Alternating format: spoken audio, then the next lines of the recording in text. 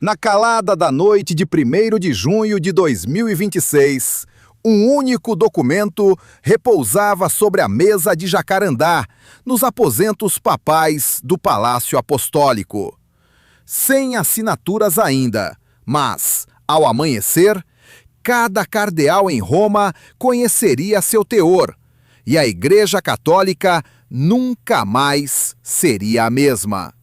Eram 3 páginas, sem introduções, exibindo apenas nomes, cargos e uma palavra carimbada em vermelho: remanejamento.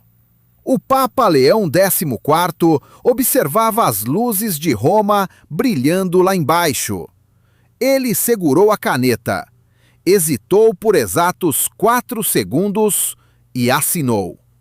Hoje, você e eu vamos desvendar como essa única decisão abalou o Vaticano e fraturou a instituição religiosa mais poderosa do planeta. Tudo começou com um telefonema inesperado, nas primeiras horas da manhã. Exatamente às 6h14 do dia 1º de junho, o cardeal Pietro Parolin, secretário de Estado do Vaticano, atendeu uma ligação em sua linha particular. Do outro lado estava o arcebispo Edgar Penha Parra, substituto para os assuntos gerais e a terceira figura mais influente na burocracia vaticana. Com a voz trêmula de tensão, ele perguntou se Parolin já tinha visto a lista. Diante da negativa, um mensageiro entregou um envelope lacrado em sua residência oficial. Sentado à mesa da cozinha, o cardeal leu o papel uma vez. Depois, repetiu a leitura com os olhos arregalados, antes de desabar em sua cadeira, encarando a parede em completo silêncio. A lista trazia 12 nomes de peso. Aqueles nomes pertenciam a 12 altos funcionários da Cúria, entre arcebispos, bispos e monsenhores que controlavam departamentos estratégicos, orçamentos milionários e canais diplomáticos cruciais. Sem aviso prévio ou direito a recurso, todos seriam transferidos imediatamente. Antes de prosseguirmos nessa investigação, deixe o seu gostei, inscreva-se no canal e comente de onde você está acompanhando este vídeo. O seu apoio é fundamental. Tentando conter a crise, Parolin ligou para o cardeal Kevin Farrell, um irlandês astuto que conhecia o poder romano como ninguém. Ele perguntou se Farrell já sabia de algo, e a resposta foi assustadora. Há 20 minutos, o vice de Farrell recebera a ordem de transferência para a Nunciatura Apostólica em Nairobi. A transferência para Nairobi estava marcada para o dia 15 de junho, sem direito a qualquer discussão ou apelo. O impacto desse movimento foi algo sem precedentes modernos, atingindo 6 dicastérios vitais de uma só vez, desde a doutrina da fé até a Secretaria para a Economia e o Dicastério para a Comunicação. Dias antes, o Papa já havia surpreendido ao colocar uma mulher leiga na liderança de um departamento. Mas o que acontecia agora era de outra natureza. Não se tratava de uma simples nomeação, mas sim de um expurgo implacável. Às 8 da manhã daquele 1º de junho, a central telefônica do Vaticano entrou em colapso, com dezenas de cardeais e bispos perplexos, buscando respostas. Enquanto os núncios ligavam para Roma em busca de respostas, uma única pergunta ecoava pelos corredores de mármore: o que o pontífice estava fazendo? A resposta começou a se desenhar às 9h30 da manhã, quando o Papa Leão XIV convocou o cardeal Parolin para uma audiência totalmente privada. Atrás das portas trancadas pela guarda suíça, os 2 homens ficaram frente a frente sem assessores. O Papa permanecia de pé atrás de sua mesa, com as mãos cruzadas nas costas, demonstrando uma serenidade inabalável. Diante daquela postura firme, Parolin expressou sua profunda preocupação com a dimensão das demissões. Mas o Papa apenas respondeu que havia registrado o comentário. Nenhum expurgo dessa magnitude ocorria desde que Paulo VI reformou a Cúria em 1967. Quando Parolin argumentou que alguns daqueles prelados serviam à Igreja há 30 anos, o Papa manteve-se irredutível, afirmando que a Ásia precisava de diplomatas experientes. O secretário alertou que a opinião pública veria aquilo como uma punição severa, mas Leão XIV rebateu dizendo que seria visto exatamente pelo que era, uma reforma profunda. A conversa durou 22 minutos tensos. Ao sair, os assessores notaram a palidez de Parolin, que se trancou em seu gabinete e ignorou o telefone por 1 hora. O Papa, contudo, ainda tinha mais planos para executar. Às 11 horas da manhã, uma nova série de notificações começou a circular. Mas desta vez, não eram simples transferências de pessoal. Tratava-se de uma reestruturação profunda da própria engrenagem interna do Vaticano. O pontífice dissolveu 2 comitês que operavam na Cúria há mais de 10 anos. O de revisão administrativa, criado por Bento XVI para a transparência financeira, e o Conselho Consultivo Doutrinário, composto por teólogos influentes. Ambos foram extintos para que suas funções fossem totalmente absorvidas por um novo órgão, batizado de Conselho Pontifício para a Integridade Institucional. Ninguém nunca tinha ouvido falar dele, pelo simples fato de que estava sendo criado do zero. A maior surpresa, no entanto, foi a escolha de quem comandaria essa nova entidade reguladora. Para a indignação geral, não era um cardeal, nem mesmo um clérigo, mas sim a professora Maria Cristina Ferrara. Aos 61 anos, essa advogada italiana, mãe de 3 filhos e ex-juíza do Tribunal Europeu dos Direitos Humanos, havia passado a vida combatendo a corrupção corporativa. A resposta da ala conservadora foi imediata e agressiva. Em menos de 2 horas, o cardeal Gerhard Ludwig Miller, influente líder tradicionalista, deposto anos antes, publicou um manifesto categórico, afirmando que o governo da Igreja jamais poderia ser terceirizado para juristas seculares. Miller argumentava que colocar uma pessoa leiga em posição de autoridade sobre ministros ordenados violava a tradição apostólica da Igreja. Seu comunicado foi publicado na internet à 1 hora da tarde e, em poucas horas, já contava com dezenas de milhares de compartilhamentos nas redes sociais. Nos bastidores, a resistência ganhava força rapidamente.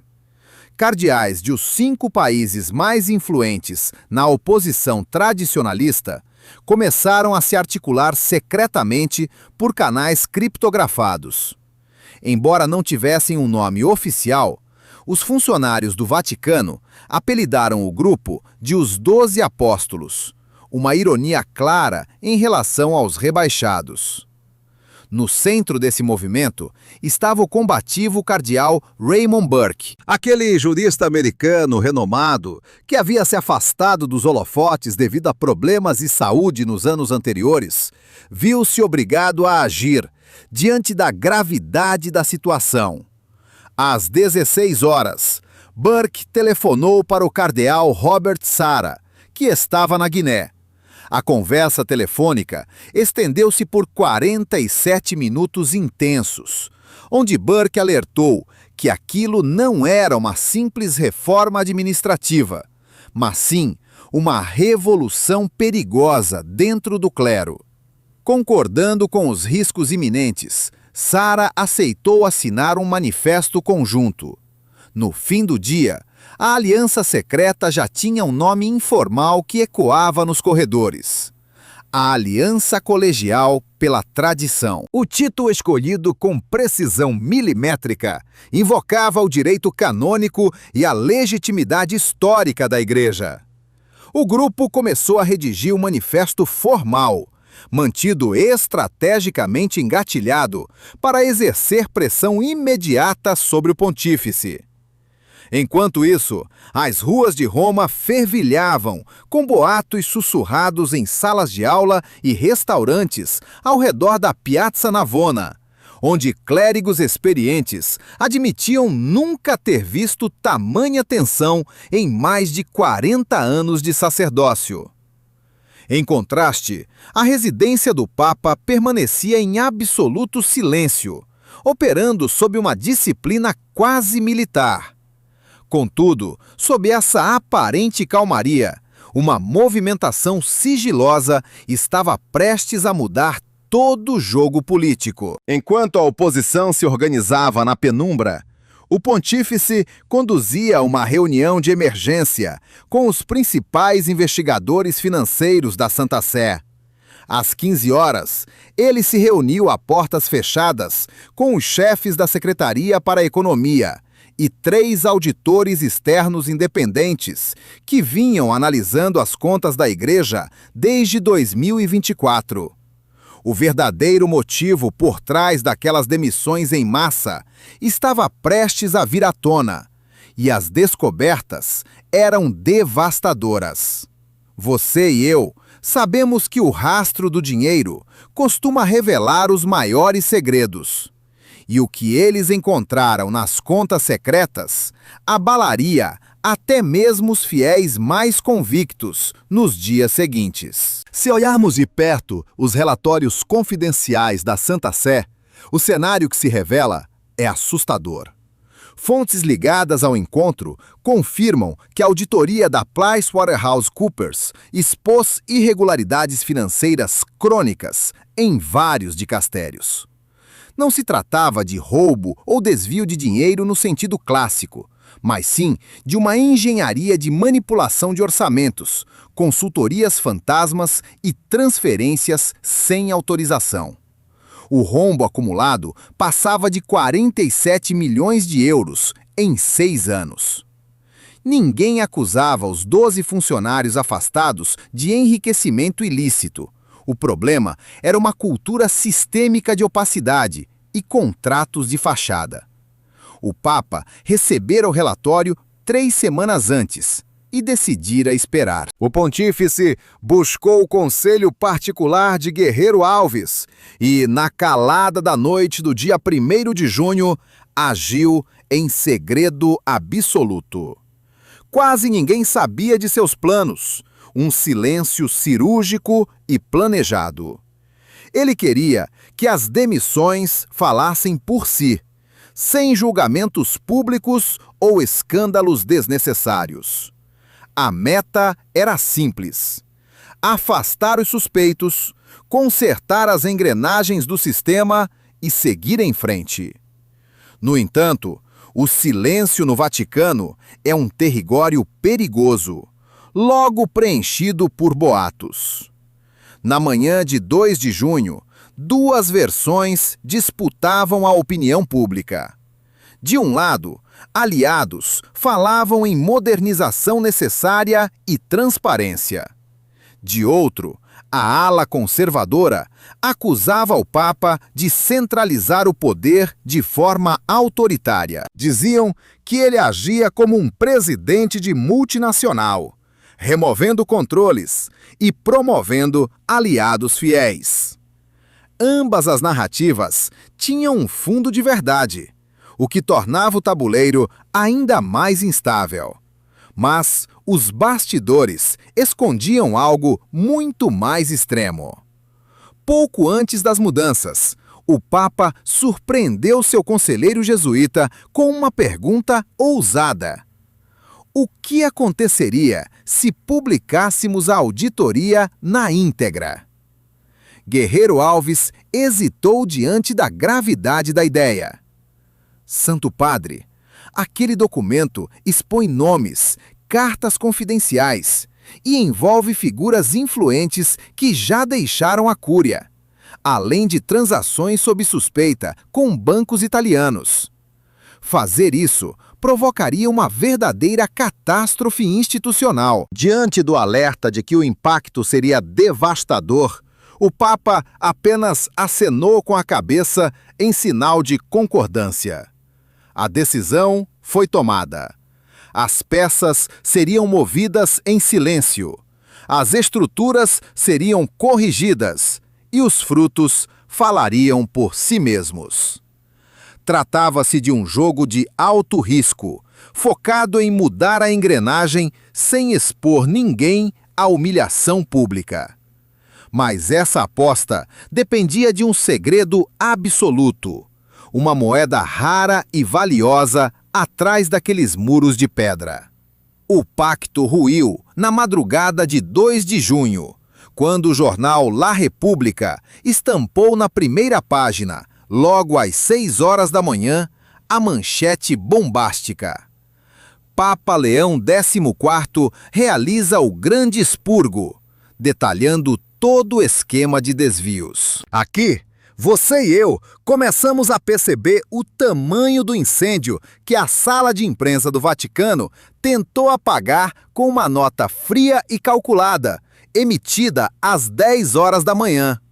O texto confirmava as demissões, mas silenciava sobre as razões por trás delas.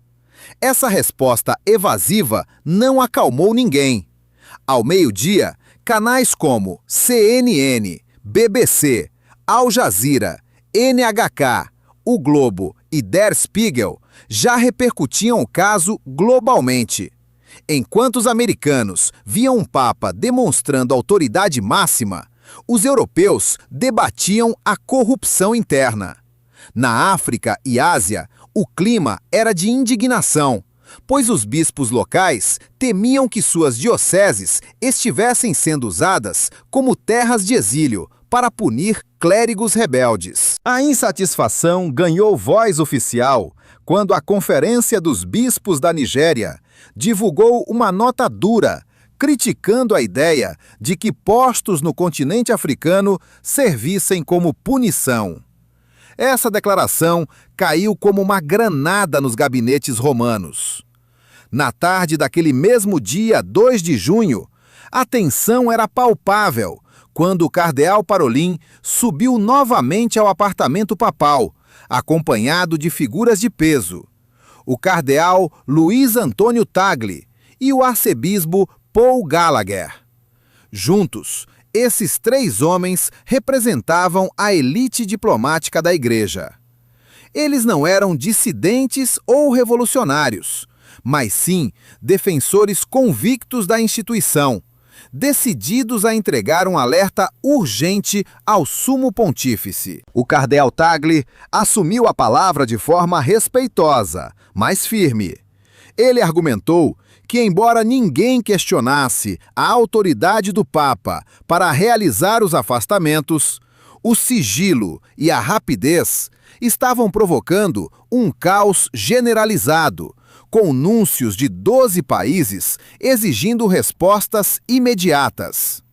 Gallagher reforçou o coro ao apontar o perigo geopolítico, lembrando que 2 dos oficiais removidos cuidavam da delicada relação com a República Popular da China, e Pequim já cobrava explicações. O Papa ouviu tudo, sem esboçar qualquer reação ou interrompê-los.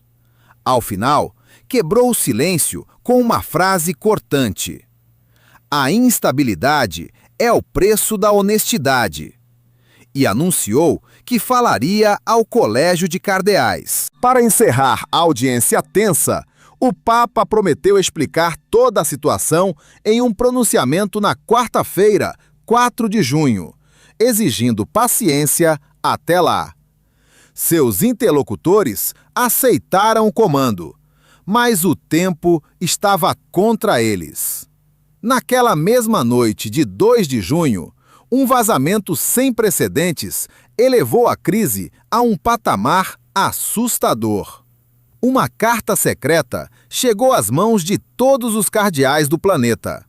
O documento vinha assinado por 11 influentes purpurados e continha uma dúbia formal escrita em latim, direcionada diretamente ao Papa Leão XIV. As primeiras 4 questões questionavam a base canônica das remoções e a legitimidade do novo Conselho Pontifício. O verdadeiro ataque estava escondido na 5ª e última pergunta daquele documento. Eles questionavam abertamente se o Santo Padre pretendia alterar a governança da Igreja, a ponto de enfraquecer o papel do sacerdócio tradicional. Era uma acusação disfarçada de dúvida, uma manobra teológica explosiva para minar as bases da autoridade papal. Se você e eu analisarmos a gravidade do momento, percebemos que o confronto agora era público. A carta foi colocada na mesa do pontífice às 11 horas da noite de 2 de junho. Relatos internos indicam que ele a leu 2 vezes, sozinho, em sua capela privada, e depois passou meia hora de joelhos em profunda oração. Assim que se levantou, o Papa buscou o apoio de uma figura-chave, o arcebispo Georg Gänswein, antigo secretário particular de Bento XVI. Ele pediu que o conselheiro estivesse no palácio logo ao amanhecer de 3 de junho. A reunião secreta ocorreu às 5h30 da manhã e durou mais de 1 hora. Embora o teor exato da conversa permaneça guardado a 7 chaves, Gänswein confidenciou a um amigo que o Papa conhecia perfeitamente a seriedade da situação. No mesmo dia, às 9 da manhã, veio a público uma nomeação histórica que funcionou como combustível na crise. A escolha de Letícia Sánchez Rodrigues, de 54 anos, para chefiar a comunicação da Santa Sé. Em tempos de paz, a entrada de uma mulher no comando do dicastério seria o fato mais marcante do ano.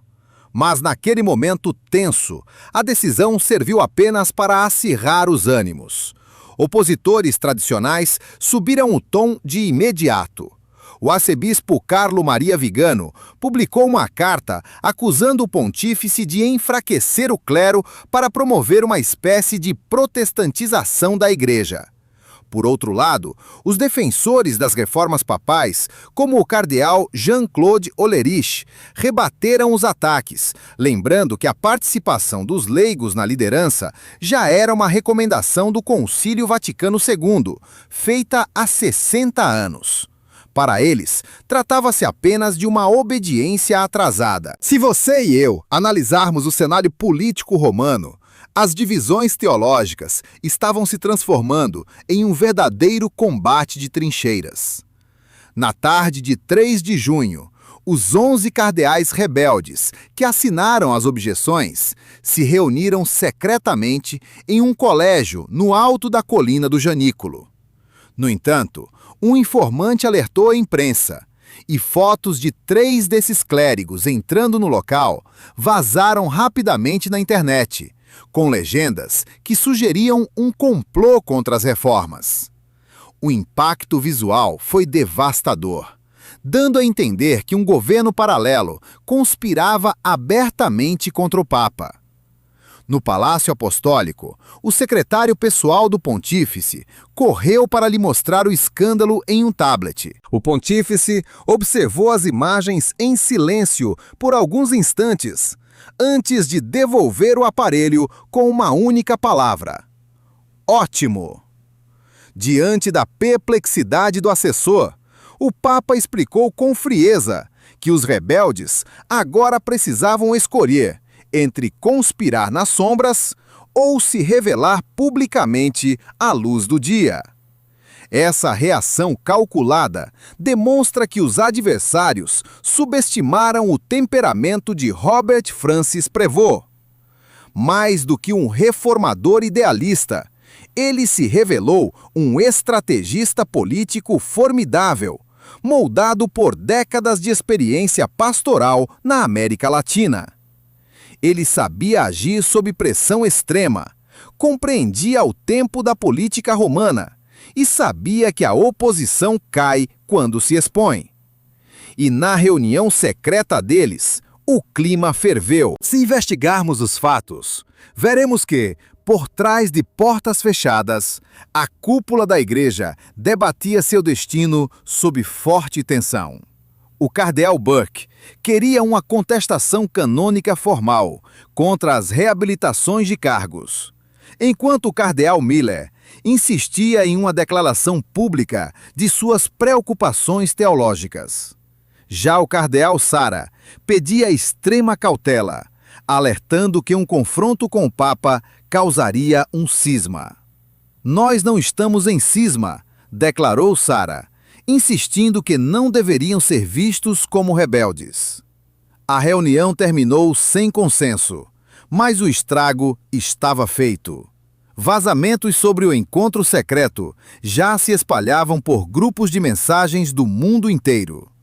O Vaticano estava dividido, e no silêncio daquela noite, o Papa tomou uma decisão inesperada. Sob o manto da noite, exatamente às 20h30, o Sumo Pontífice deixou o Palácio Apostólico, acompanhado apenas por 2 guardas suíços e seu secretário pessoal. Ele caminhou em silêncio até a Basílica de São Pedro, que já estava fechada ao público. Na penumbra do templo imenso, o eco de seus passos solitários ressoava. Ele se dirigiu à Capela do Santíssimo Sacramento, onde se ajoelhou por mais de 1 hora. Um gendarme do Vaticano relatou mais tarde que nunca vira um papa rezar com tamanha determinação, não com desespero, mas como quem pedia força para agir. Às 22h, ele retornou aos aposentos e começou a escrever à mão, em inglês, seu idioma nativo, durante quase 3 horas seguidas. Aquele manuscrito seria lembrado como o pronunciamento papal mais impactante em décadas. No dia 4 de junho, considerado o dia do julgamento, a sala do sínodo foi preparada para uma sessão extraordinária de extrema urgência. Todos os 47 cardeais presentes em Roma foram convocados, enquanto outros 31 acompanhavam por transmissões seguras de vídeo estabelecidas pelo Departamento de Tecnologia do Vaticano, em 15 locais por 4 continentes. Sem imprensa, câmeras ou gravadores, o único registro oficial ficaria sob a responsabilidade do arcebispo Marco Melino. Às 10h, o Papa Léo XIV entrou no recinto vestindo apenas uma batina branca simples, sem adornos, carregando uma pasta e dirigindo-se ao púlpito sem saudar ninguém. Ao apoiar a pasta sob o púlpito e encarar a plateia de clérigos, o Papa desarmou a todos com um gesto de humildade inédito. Ele pediu desculpas. Admitiu que devia uma explicação e perdão pela forma como as mudanças foram comunicadas, deixando claro que se desculpava pelo silêncio e não pelas decisões em si. O silêncio na sala era quase palpável. Ele revelou que há 3 semanas recebera o relatório de uma auditoria financeira independente sobre o período de 2020 a 2025. Os dados apontavam graves irregularidades em 6 dicastérios. Não se tratava de desvio pessoal de conduta, mas de uma disfunção de um sistema onde a transparência era tratada como opcional. O pontífice fez uma pausa dramática. e virou a página do documento. Revelou então que 47 milhões foram movimentados por canais sem qualquer documentação. Contratos de consultoria fantasma foram fechados e verbas foram redirecionadas sem autorização. Ele deixou claro que aquilo não era um escândalo de indivíduos isolados, mas sim um escândalo de todo o sistema. Um murmúrio tenso tomou conta da sala, enquanto os cardeais se ajeitavam, desconfortáveis, em suas cadeiras. Ele explicou que transferiu 12 oficiais de suas funções, não como punição, mas como um passo essencial para reformar as áreas mais afetadas por esses vícios. Embora todos mantivessem seus cargos e prestígio, não podiam continuar onde o sistema falhou de forma tão óbvia. Na sequência, ele anunciou a criação do Conselho Pontifício para a Integridade Institucional, liderado pela professora Maria Cristina Ferrara. Reconhecendo as críticas ao nomear uma leiga, ele foi incisivo ao dizer que a credibilidade da Igreja depende de aceitarmos padrões éticos que o mundo moderno exige, pois os nossos critérios espirituais deveriam ser os mais elevados de todos, o que há muito tempo não vinha acontecendo. Diante do silêncio sepulcral, ele revelou ter recebido uma carta de contestação, assinada por 11 cardeais, prometendo responder a cada questionamento por escrito em 10 dias. Mas alertou que não aceitava a premissa da quinta pergunta. Reformar a governança não é atacar o sacerdócio, e o ministério não é diminuído por uma mulher leiga no comando. O sacerdócio se enfraquece, na verdade, quando exigimos que os padres realizem tarefas para as quais não têm preparo técnico, inseridos em estruturas sem qualquer controle administrativo. De repente, na primeira fileira, o cardeal Fridolin Ambongo Bezungo, de Kinshasa, começou a aplaudir. 3 outros o acompanharam, depois 10, e logo 20 vozes se juntaram ao gesto.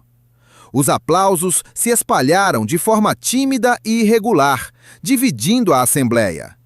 Nem todos participavam do apoio público. O cardeal Burke permanecia de braços cruzados. Miller mantinha os olhos fixos no chão e Sara fechava as pálpebras em sinal de recolhimento. Mas o Papa ainda tinha mais a dizer aos presentes, sabendo que muitos ali achavam seu ritmo acelerado demais e que temiam pela tradição da Igreja. Com voz firme, ele declarou que a verdadeira ameaça à tradição não reside nas mudanças, mas sim na irrelevância, alertando que uma igreja incapaz de se governar com integridade estaria condenada ao esquecimento. Ao fechar a pasta, o pontífice não pediu aprovação cega, mas sim um voto de confiança pelo período de 1 ano. Ele garantiu que se as medidas não gerassem transparência e credibilidade perante o mundo, ele mesmo admitiria o fracasso.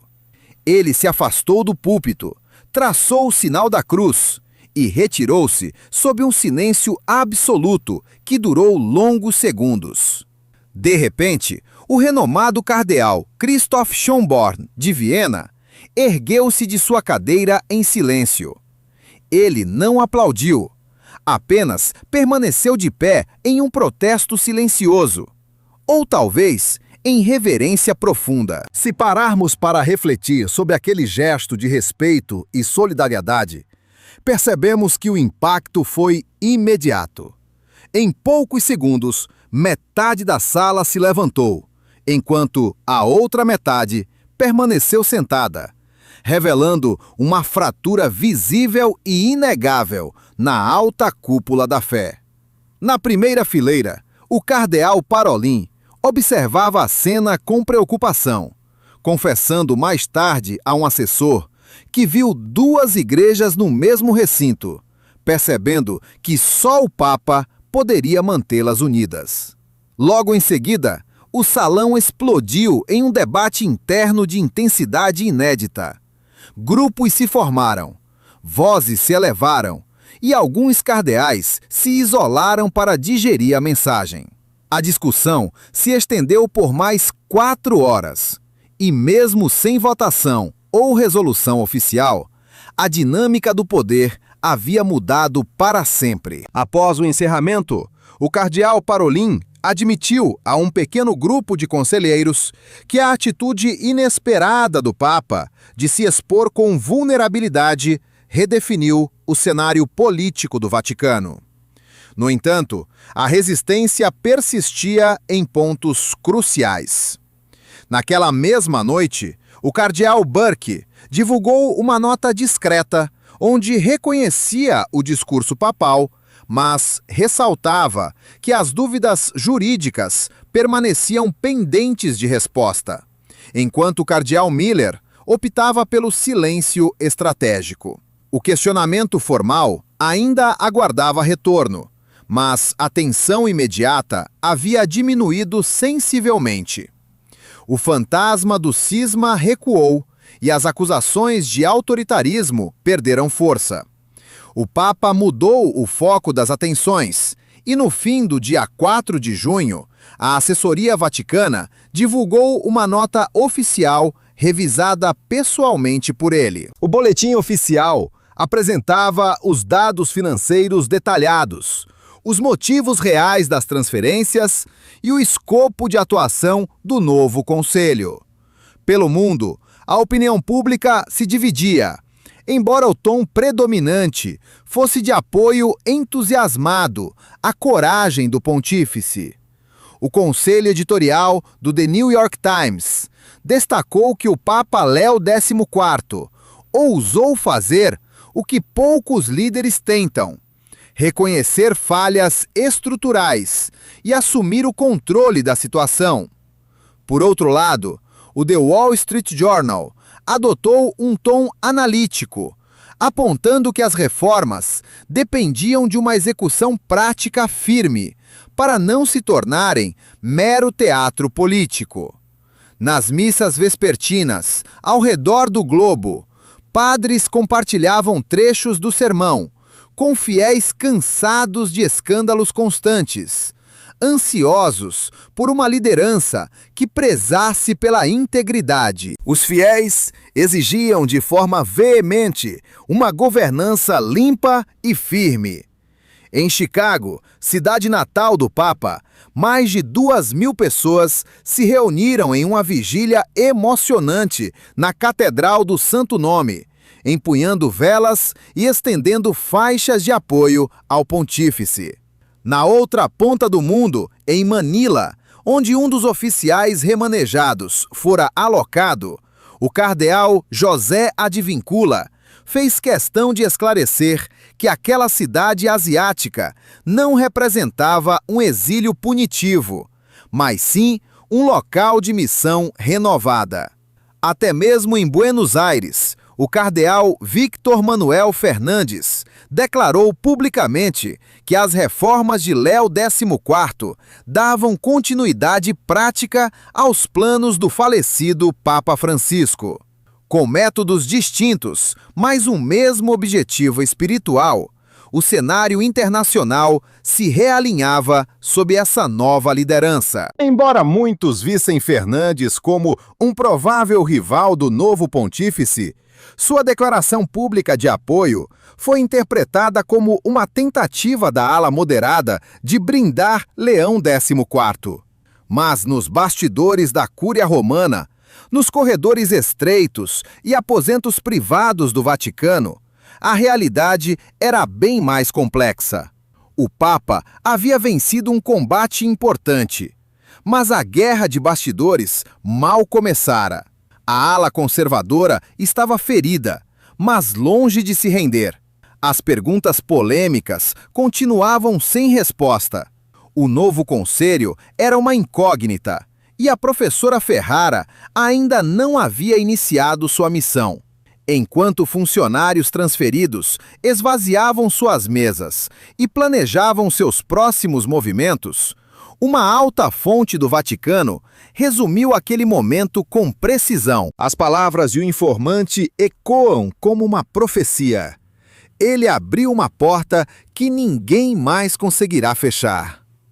Se o que passará por esse portal será a luz da renovação ou o fogo da destruição, essa é a grande dúvida que definirá este pontificado. Na noite de 4 de junho, o Papa Leão XIV permaneceu completamente isolado em seus aposentos. Ele jantou algo simples, leu por cerca de 1 hora e depois seguiu para sua capela privada. Ali, diante do crucifixo, ajoelhou-se para rezar. Fontes próximas afirmam que ele repetiu a mesma prece que vinha fazendo desde o conclave. Não pedia vitórias ou poder, mas sim coragem. Ele sabia que aquela decisão histórica que abalou a Igreja era apenas o prelúdio de uma guerra muito maior pela própria alma do catolicismo. No silêncio daquela capela solene, erguida no coração de uma cidade que resiste há mais de 2000 anos, um único homem carregava nos ombros o peso espiritual de mais de 1 bilhão de fiéis. Esta investigação nos mostra que o enredo está longe do fim. Se você quer de fato compreender os rumos do catolicismo no século XXI, precisa decifrar este exato momento e o líder por trás dele.